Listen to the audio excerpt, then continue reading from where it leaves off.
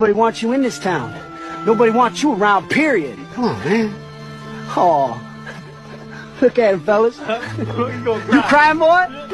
You crying, boy? Maybe we'll go back down to McDonald's and get you a Whamburger and some French fries. How about a Weineken? You little sissy boy! I'm absolutely certain. Why not approve a search of her name in those records? Approve a search of her name? Yes, and reveal anything that might be related to Tara Reade in the University of Delaware records. There is nothing.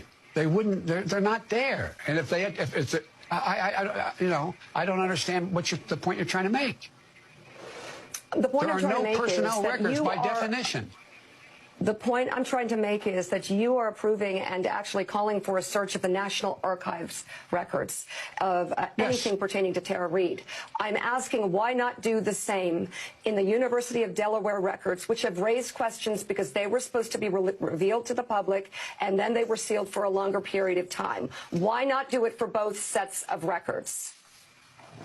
Because the material in the University of Delaware has no personnel files, but it does have a lot of confidential conversations that I had with the president about a particular issue, that I had with the heads of state of other places, that would not be something that would be revealed while I was in public office or while I was seeking public office. It just stands to reason. To the best of my knowledge, no one else has done that either. I'm just talking about her name, not anybody else in those records. A search for that.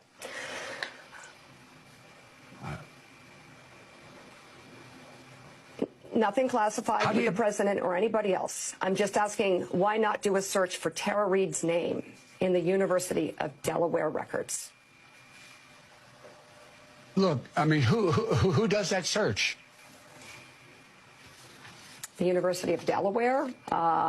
Perhaps you set up a commission that can do it. I don't know. Whatever is the fairest way to create the most transparency. Well, look, Mika. She said she filed a report. She has her employment records still. She said she refiled a report with the only...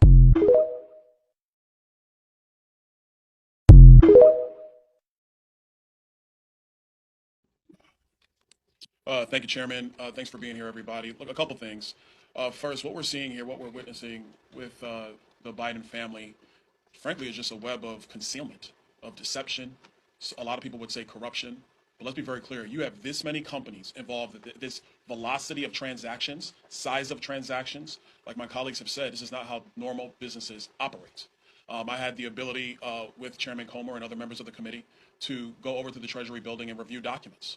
And having read those documents, one thing became pretty crystal clear, that there were many people who had serious questions about the transactions and about the velocity of these transactions. And they either get very, very, very deep into concealment, hiding money, shifting money. And for the purpose, we don't know, because one thing everybody in this room and the American people definitely know is that the Biden family doesn't really have a business. There is no business structure around this family except politics. And since Joe Biden has spent decades in the Senate, served 8 years as vice president, and is now president of the United States, and the family's getting money from various countries and foreign businesses through various shell companies and this web of LLCs. I mean, guys, you in the press, this is easy pickings. I'm giving you Pulitzer stuff here. Like, all you have to do is literally look at our memo and see the level of detail upon which they have created this. And it's very, very frustrating. We have now been able to clearly see that the Biden's associates, like Rob Walker, Eric Sherman, has been discussed, created at least 16 companies while Joe Biden was vice president of the United States. 16 companies created while he was vice president. Now the list is 20, and as we continue our investigation, that list is growing. And like I said before, the question is to serve what purpose? And the purpose of all these companies being created is to conceal money that the Biden family has been gaining because Joe Biden has been sitting at the upper echelon of our politics for almost 5 decades. That is the entire purpose here. Here's an example of what I mean. You have Rosemont Seneca Partners, Rosemont Seneca Advisors, Rosemont Seneca Technology Partners, RSP Holdings, RSTP2 Alpha, RSTP2 Bravo, Rosemont Seneca Thornton, Rosemont Seneca Bohai. I want to make sure I pronounce it right. Bohai, B-O-H-A-I. And the list goes on and on. Cycling through this many companies serves no legitimate purpose.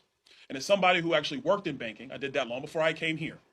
Whenever there was like this many companies just laying all over the place, and you see wire transfers and cashier checks over here going to random members of the family for no apparent purpose at the size and velocity at which all of this was being conducted, the only logical conclusion of a financial professional is you are concealing money. Let me restate this. You are concealing money from either the IRS or from credit agencies or from other people in general. That's the only reason you set up a structure like this. Some of these companies were connected to Hunter's personal professional company, Oswego, or Skinny Atlas, Scale Atlas, however you want to pronounce it. And the list goes on. And Mr. Biggs, he talked about Hudson West 3 and some of those other issues that were going on as well. One thing I want to make sure is that all of this has happened and Joe Biden is aware. Nobody in this room can logically sit here and say that the president of the United States had no idea that these companies were being formed while he was vice president of the United States. And I will add you, he was probably in better mental shape then than he is today. I'll throw that out there.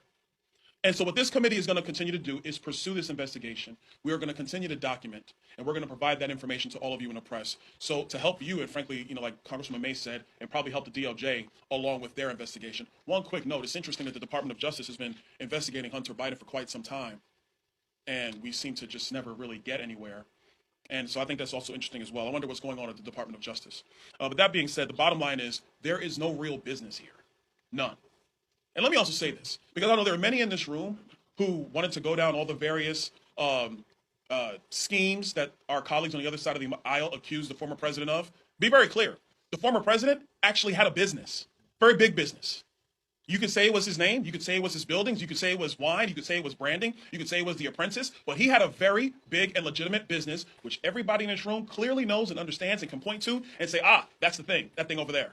Joe Biden has no business except his position in politics. And it is the requirement of this committee to investigate.